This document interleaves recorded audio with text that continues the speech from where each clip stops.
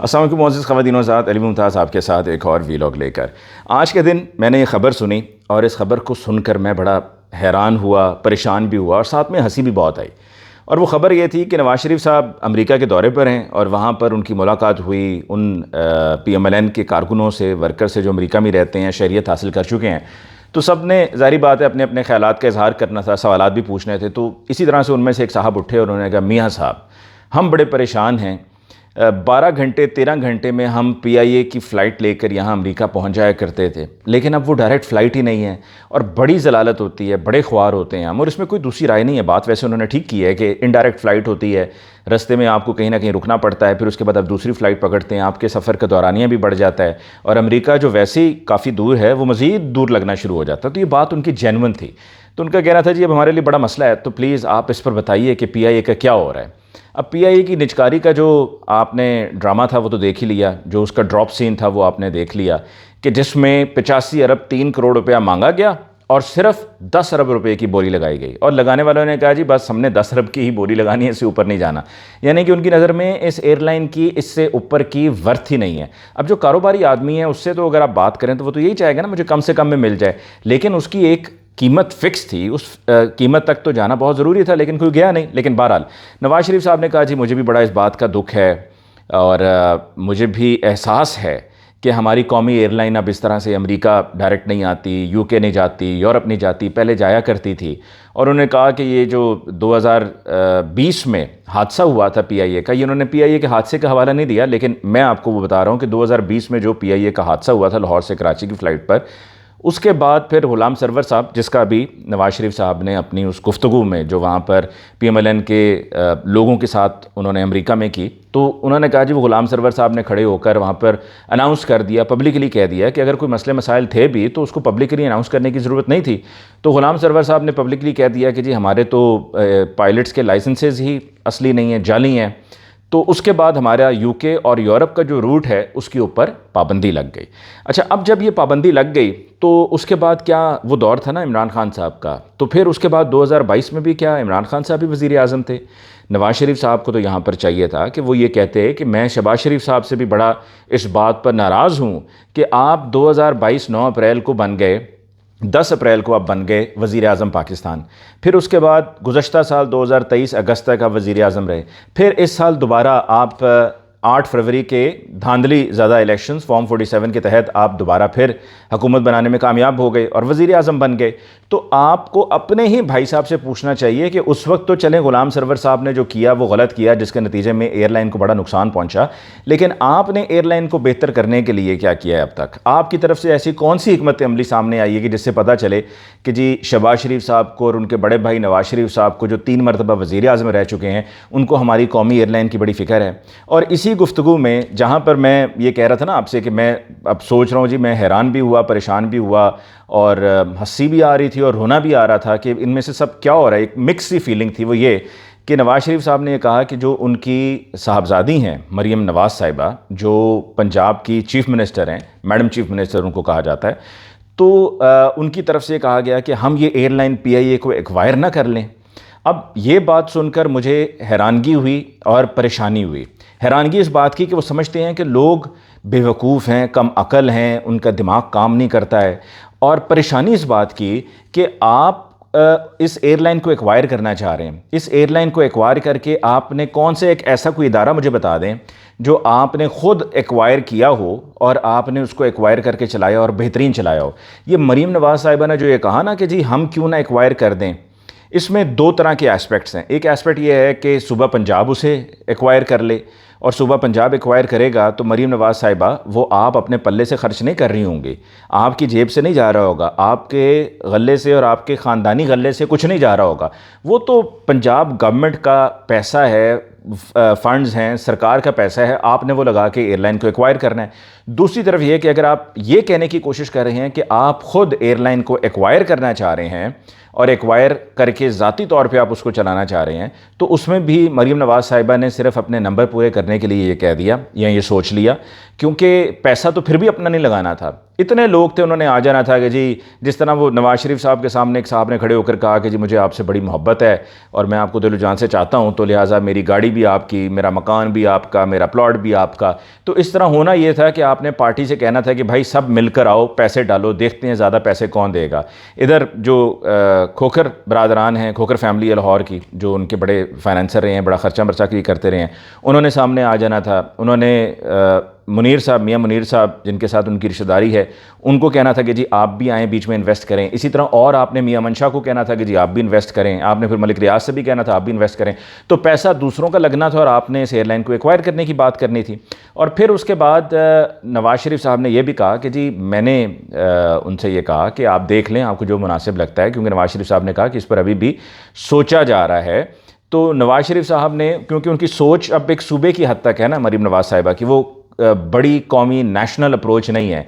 तो उन्होंने ये भी कहा कि जी PIA को हम लेकर एयर पंजाब का नाम दे देते हैं, मतलब हमारी ये कौमी एयरलाइन है, पाकिस्तान इंटरनेशनल एयरलाइंस, और आपको ये नहीं पता कि इस एयरलाइन के नाम से इसके रूट्स हैं। और अभी भी जो डील होने जा रही थी, जो कि नहीं हो सकी, या जिन लोगों को आपने कहा था कि आप आकर इन्वेस्ट करें, उनसे भी ये तय हो रहा था कि नाम तब्दील नहीं होगा, नाम यही रहेगा PIA, और PIA के ही नाम पर आगे रूट्स भी हमने हासिल किए हुए हैं। तो वो रूट्स भी साथ में इसी सूरत में मिलेंगे कि नाम भी यही रहेगा। आप उसका नाम तब्दील करके एयर पंजाब, और आप इतना ज़्यादा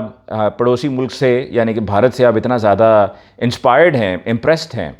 कि आप वो वाले आइडियाज़ यहाँ पर ला के लगाना चाह रहे हैं। एयर पंजाब, अगर आपने पल्ले से, अपनी जेब से एयरलाइन शुरू करनी है, तो आप भले एक छोड़कर 10 एयरलाइन शुरू करें, लेकिन आपकी जो सोच है और अप्रोच है वो सिर्फ आपकी यही है पंजाब की हद तक कि जी एयर पंजाब, हम एक मतलब यही तो हम चाहते हैं कि हम ये सूबाइयत से निकलें,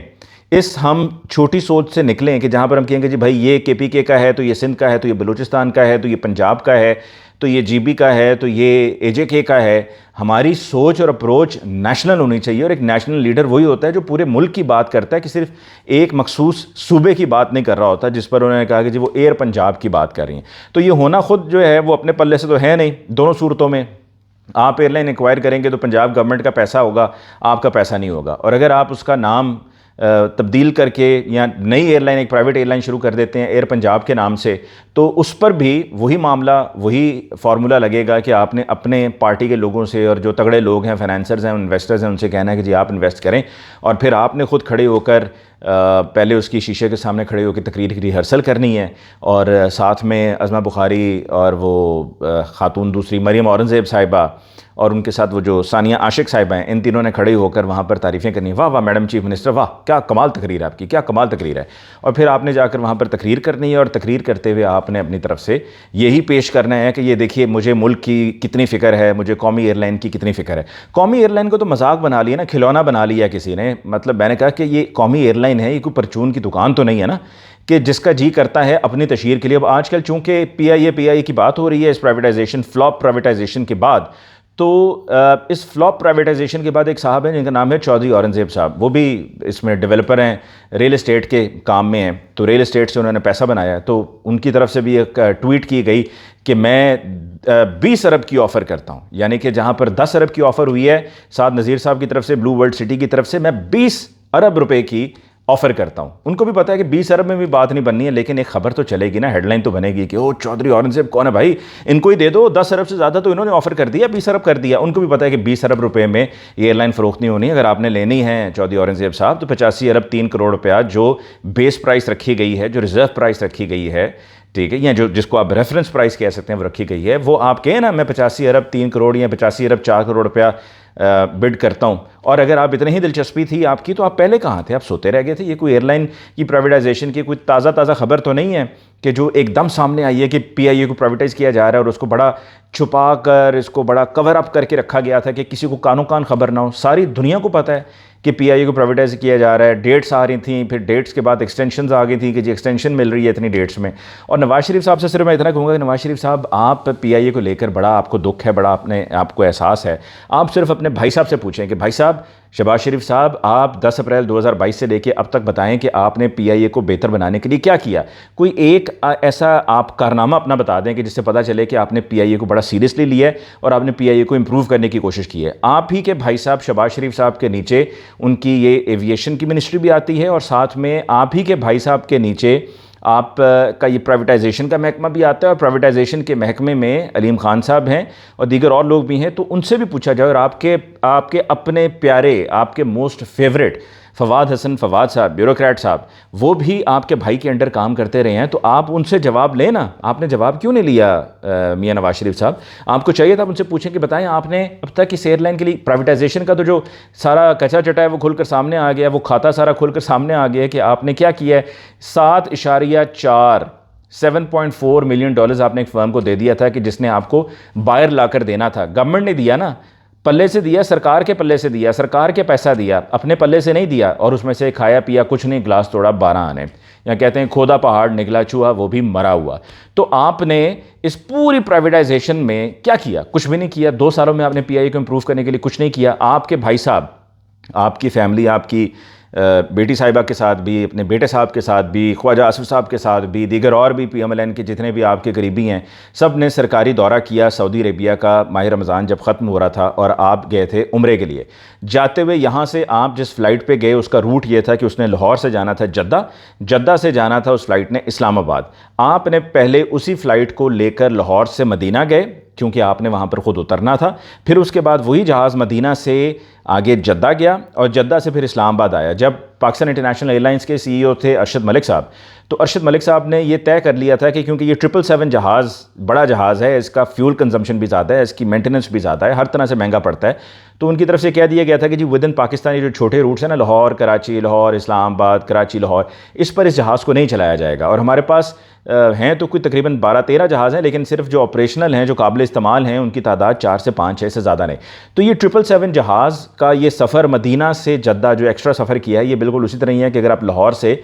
इस्लामाबाद जाएँ तो उतना ही सफ़र है तकरीबन। और ये रूट का मैंने आपको बता दिया है कि जब अरशद मलिक साहब थे पाकिस्तान इंटरनेशनल एयरलाइंस को, वो देख रहे थे उनके मामलात को, तो उनकी तरफ से कह दिया गया था कि ये बड़ा वाला एयरक्राफ्ट छोटे रूट पे नहीं जाएगा क्योंकि कंजम्पशन इसकी फ्यूल की बहुत ज़्यादा है, हमें वारे में नहीं है। अच्छा, और फिर आप ही के भाई साहब जब वहाँ से वापस आ रहे थे, तो जिस जहाज़ पर वो वापस आ रहे थे उसका रूट क्या था? वो लाहौर से गया है जद्दा, और जद्दा से जाना था उसने इस्लामाबाद। ठीक है, पहले आपने जाते हुए लाहौर से जद्दा जाना था, पहले लाहौर से मदीना ले गए और फिर मदीना से आगे जद्दा गया, और वापसी पे क्या हुआ कि लाहौर से वो जद्दा गया, जद्दा से उसने इस्लामाबाद जाना था, उसमें इस्लामाबाद के सारे पैसेंजर्स थे। तो आपने उस जहाज़ को वापसी पर भी सबसे पहले तो आपने मुसाफिरों को वहाँ पर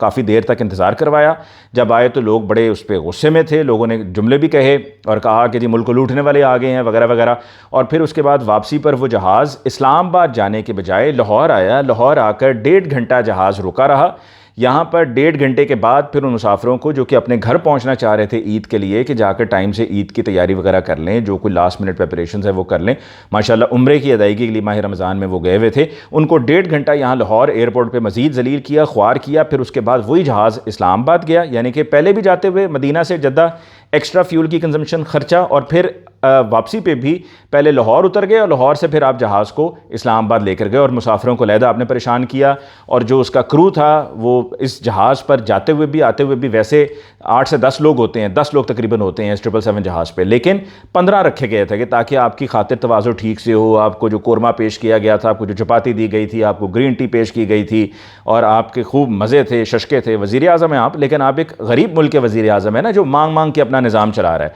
तो जब आप एक गरीब मुल्क के वज़ीर आज़म हो जो मांग मांग के अपना निज़ाम चला रहा है, उधार पर चल रहा है, मकरूज़ है, कर्ज़ों में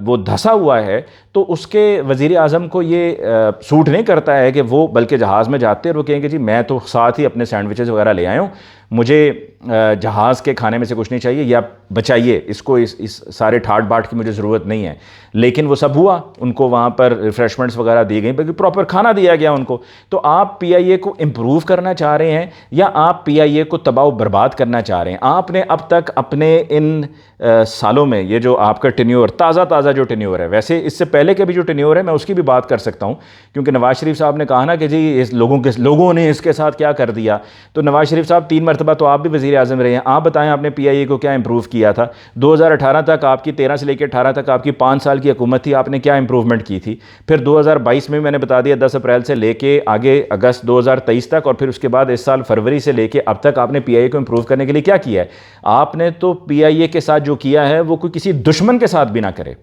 तो ये वो सारी कहानी है जिसकी वजह से मैंने आपसे कहा आगाज़ में कि मैं उस खबर को पढ़ के कि मरीम नवाज़ साहिबा एयरलाइन चलाना चाहती हैं, और एयर पंजाब, ठीक है जी, एयर पंजाब, आपने पीआईए को ठीक नहीं करना, एयर पंजाब अपने खाते आपने शुरू कर देने हैं। तो इस पर हैरानगी भी हुई, परेशानी भी हुई और हंसी भी आई कि ये सब समझते हैं कि हम ना समझ हैं। इसके साथ ही मुझे अली मुमताज़ को दीजिए इजाज़त। अल्लाह ने के पान।